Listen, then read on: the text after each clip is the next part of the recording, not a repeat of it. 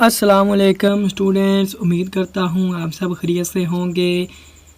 आज की इस वीडियो में हम स्टार्ट करेंगे जी आईटी सीरीज़ की कंप्यूटर की बुक है। ये सेकंड ईयर की बुक है, MS Access and C language. इससे जो पेपर आएगा 2 हिस्सों में होगा, वो एमएस एक्सेस।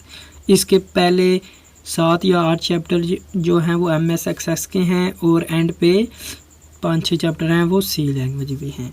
सो हम इस वीडियो में चैप्टर नंबर 9 स्टार्ट करेंगे, जो कि मोस्ट इम्पोर्टेंट चैप्टर है।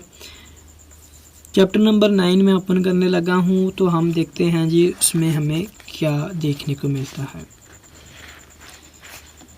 अगर आप कोई और चैप्टर पहले स्टार्ट करवाना चाहते हैं तो आप कमेंट में ज़रूर बताएगा। जिस चैप्टर के ज़्यादा कमेंट होंगे मैं वो चैप्टर स्टार्ट कर दूँगा इसके बाद। लेकिन मेरे जहन के मुताबिक 9 चैप्टर स्टार्ट करना चाहिए था, इसलिए मैं 9 से स्टार्ट कर रहा हूँ। तो मैंने ये बुक ओपन कर ली है। Chapter number 9, elements of C language. Students, what is an identifier? Discuss the 2 types of identifiers in C. C जहाँ भी आएगा इसका मतलब सी लैंग्वेज है। ये एक कंप्यूटर प्रोग्रामिंग लैंग्वेज है जिसमें हम प्रोग्राम्स लिखते हैं।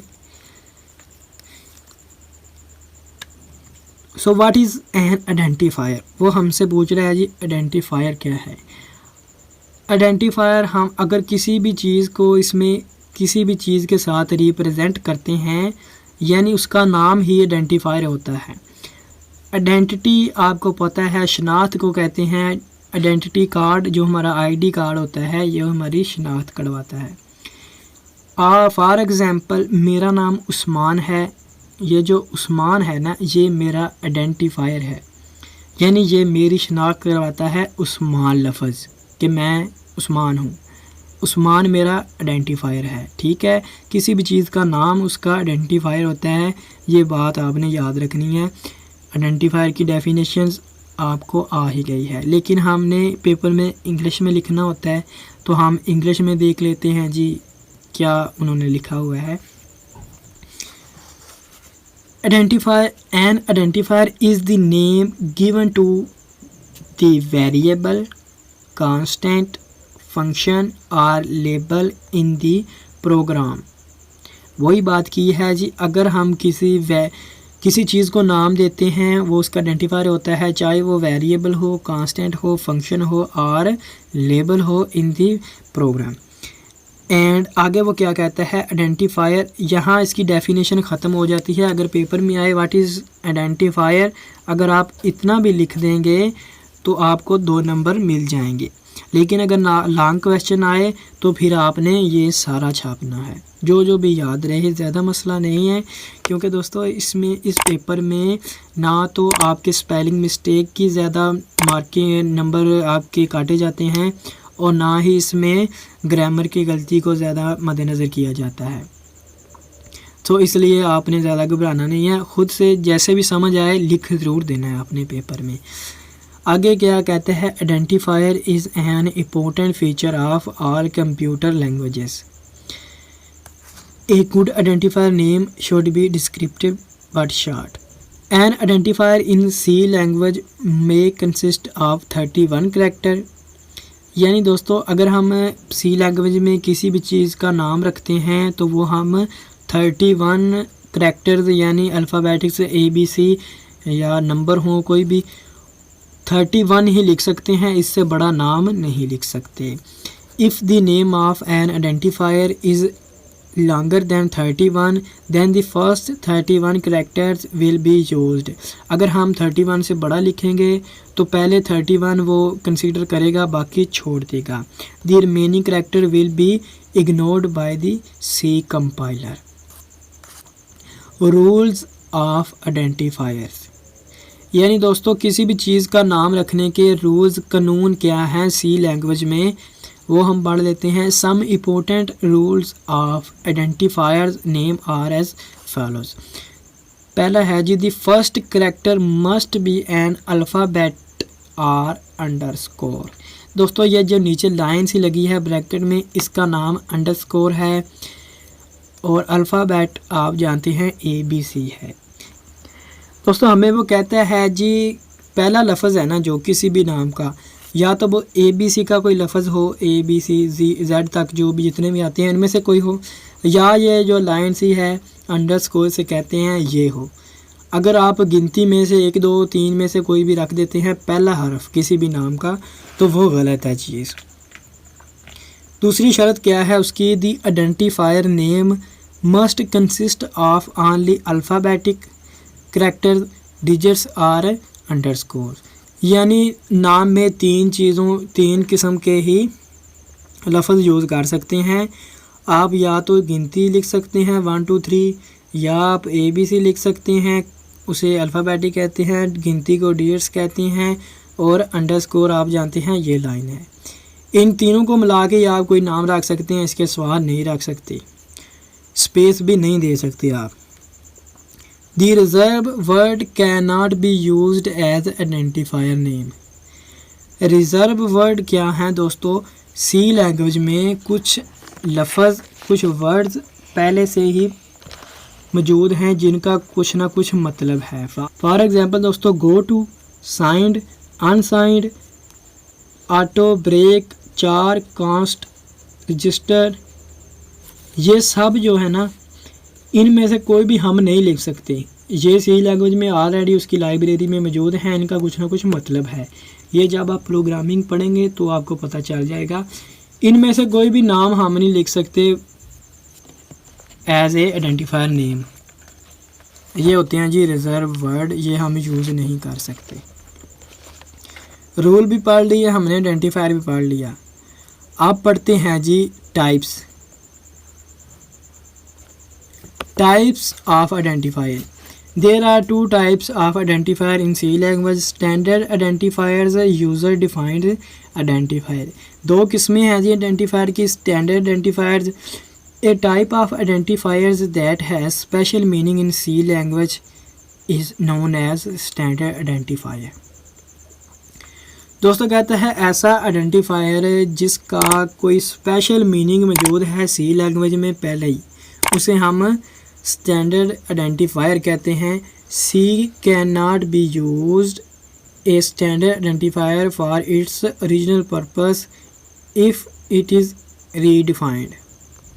कि दोस्तों हम उसका मकसद चेंज नहीं कर सकते। कोई भी आइडेंटिफायर है ना उसे हम अपने मकसद किसी और काम के लिए यूज़ नहीं कर सकते। वो लैंग्वेज बनाने वाले ने जिस काम के लिए उसे बनाया है वो वही कर सकता है, हम अपनी मर्ज़ी से उसे नहीं चला सकते। एग्जाम्पल उसने दी है जी printf and scanf are example of standard identifier.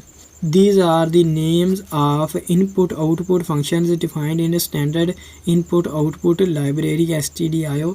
Print F और स्कैन एफ ये दोस्तों 2 आइडेंटिफायर हैं, ये इनपुट लेने और देने के लिए यूज़ होते हैं। ये STDIO लाइब्रेरी में मौजूद होते हैं, stdio.h में। ये है स्टैंडर्ड आइडेंटिफायर की एक example.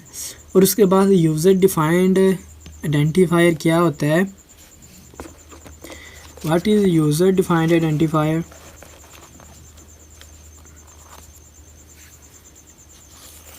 A type of identifier that is defined by the programmer to access memory location is known as user defined identifier। यानी दोस्तों प्रोग्रामर हम हैं जो प्रोग्रामिंग करते हैं, अगर हम कोई आइडेंटिफायर क्रिएट करते हैं वो यूज़र डिफाइंड आइडेंटिफायर होगा। The user defined identifier are use to store data and program result. Example उसने नीचे दी हुई है, ये देखें example. Some example of user defined identifier are a, marks and age ETC। जो भी हम किसी वेरिएबल का नाम रखेंगे, एज रखेंगे, मार्क्स रखेंगे, ए रखेंगे, बी रखेंगे, सी रखेंगे, जो हम करेंगे ना जो प्रोग्राम कर रहा है, हम कोई आइडेंटिफायर क्रिएट करेंगे वो यूज़र डिफाइंड आइडेंटिफायर होगा। ठीक है, उसके बाद क्वेश्चन नंबर 2 देखें जी। Question number 2, what do you know about keywords of C language. दोस्तों पीछे जो हम पढ़ चुके हैं रिजर्व वर्ड्स वही कीवर्ड्स हैं, उन्हीं को कीवर्ड्स कहते हैं, उन्हें वर्ड भी कहते हैं। ठीक है, तारीफ पढ़ते हैं जी। Keywords, keyword is a word in C language that has predefined meaning and purpose. दोस्तों ऐसे अल्फाज जिनका पहले से ही मतलब मौजूद है सी लैंग्वेज में, हमें बताना नहीं पड़ता, उन्हें रिजर्व वर्ड या कीवर्ड कहते हैं। प्री डिफाइंड मतलब ऑलरेडी मौजूद है सी लैंग्वेज में। दी मीनिंग, इसकी सही समझ जब हम इन लफ्ज़ों को इस्तेमाल करेंगे, प्रोग्रामिंग में प्रोग्राम करेंगे हम, फिर आपको आ जाएगी। The meaning and purpose of A keyword is defined by the developer of the language. यानी दोस्तों जिसने सी लैंग्वेज बनाई है उन्हीं उस बंदे ने ही इन लफ्ज़ों का काम और इनका नाम रखा हुआ है। यानी ये क्या करेंगे, आप अगर ये डू लिखेंगे तो डू क्या करेगा, गो टू लिखेंगे गो क्या करेगा, इफ़ लिखेंगे तो इफ़ क्या करेगा। इनके नाम भी और इनके काम भी उसी ने लैंग्वेज में सेट किए हैं, हम सिर्फ इस्तेमाल कर सकते हैं। It can not be changed, ये चेंज नहीं होते। आर रीडिफाइंड, या इनका काम हम चेंज नहीं कर सकते। बाय द यूज़र हम हैं। Keyword can be used for the same purpose for which is it defined, वही मतलब कि यानी जिसके लिए ये बना है सिर्फ वही काम करता है। They help the compiler in completion process. Keywords are written in lower case, यानी कीवर्ड को हमेशा छोटी ABC में लिखा जाता है। लोअर केस यानी छोटी ABC।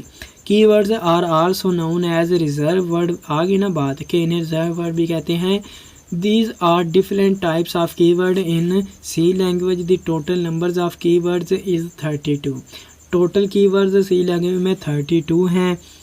List of keywords, the complete list of keywords in is as follow. ये लिखी हुई है जी, ये सारे कीवर्ड लिखे हुए हैं। ये आप एज ए आइडेंटिफायर नेम इस्तेमाल नहीं कर सकते, ठीक है, उसके अलावा कुछ भी कर सकते हैं। आगे जी ये क्वेश्चन आ जाता है, what is a variable, explain its purpose. Variable क्या है? A variable is a named memory location और memory cell.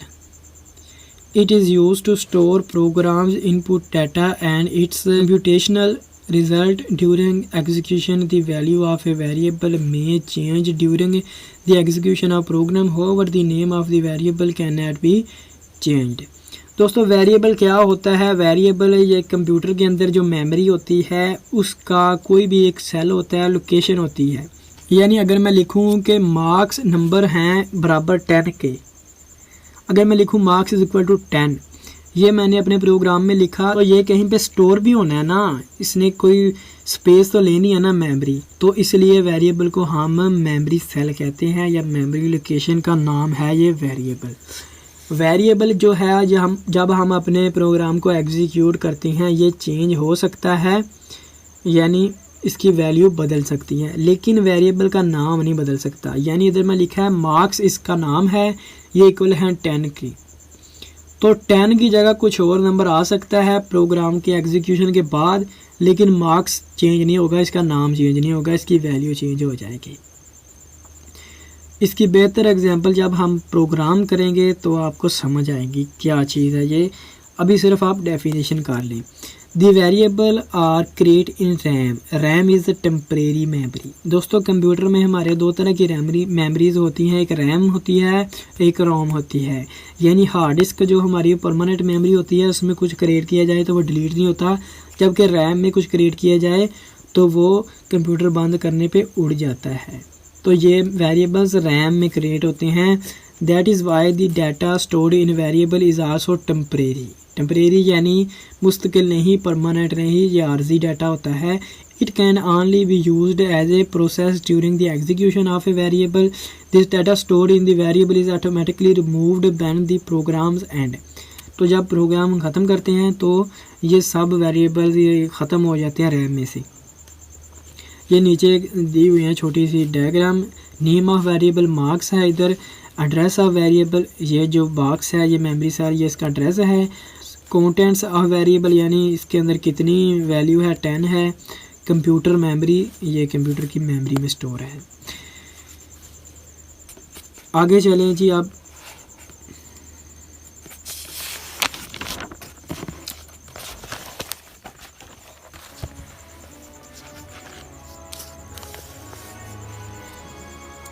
What is variable declaration, explain with example. आज का लेक्चर हम यही ख़त्म करते हैं, काफ़ी लंबा हो गया है। कल हम यहाँ से स्टार्ट करेंगे व्हाट इज़ वेरिएबल डेक्लेरेशन। अगर आपको मेरी समझ आई है, मेरे पढ़ाने का तरीका अच्छा लगा है तो कमेंट में ज़रूर बताएं। हमें यही चैप्टर स्टार्ट रखना चाहिए, आगे बढ़ना चाहिए, या कोई और आपके लिहाज से बेहतरीन चैप्टर है जो आपको ज़रूरत है पढ़ने की अभी, या मुझे वो बता दें कमेंट में। जिस चैप्टर के कमेंट ज़्यादा होंगे मैं वो स्टार्ट कर लूँगा, इसमें कोई मसला नहीं है। लेकिन आपसे गुजारिश है कि इस वीडियो को शेयर करें दूसरे स्टूडेंट्स के साथ, क्योंकि पेपर आपके आने वाले हैं तो पढ़ा आपने कुछ नहीं है। तो इसलिए मैं चाहता हूँ मैं जल्दी जल्दी आपको इम्पोर्टेंस आपकी ये जो कंसेप्ट हैं वो क्लियर कर दूँ। दुआओं में याद रखिएगा। खुदा हाफिज़, अपना ख्याल रखिएगा और चैनल को सब्सक्राइब करना तो मत भूलिएगा। Thank you for watching. खुदा हाफिज़।